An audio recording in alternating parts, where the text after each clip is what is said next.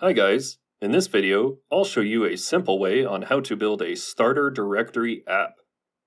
First, what you want to do is just scroll down below this video to the description and click on the first link you find there. Then you're going to come across this platform, Glide. Glide is a platform that lets you create custom apps without coding. So, after clicking the link in the description, now you need to sign up to Glide. You can choose to sign up with your Google or your email address.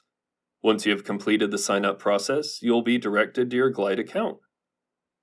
Now, creating a starter directory app in Glide is a seamless process that can be accomplished with a few simple steps. Begin by navigating to the left menu where you can find and click the Templates option, leading you to your Templates page. Here, you can view all your existing templates or explore the template store by clicking on the Template Store option, which will direct you to the Templates library.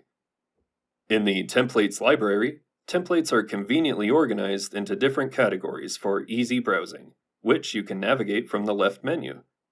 There's also a search bar available for locating specific templates.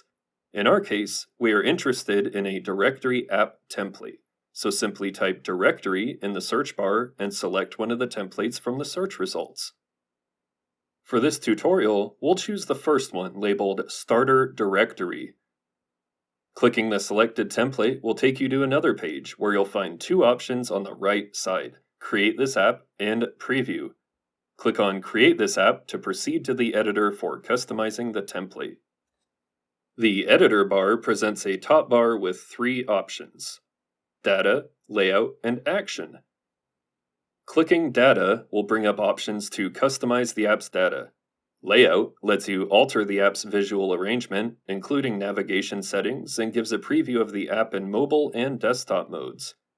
The Action section allows you to create custom workflows by combining multiple steps into actions. You can add a new action with the plus new action button, or use an existing one available on the page. Once you have customized your app, it's time to publish. Click on the Publish button located at the top right corner to make your app live. After publishing the app, a Share button will appear in the same spot.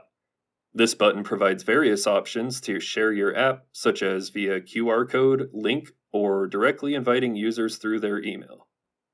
And that's it. If you have any questions at all, please comment below. I try to answer all the comments the best I can.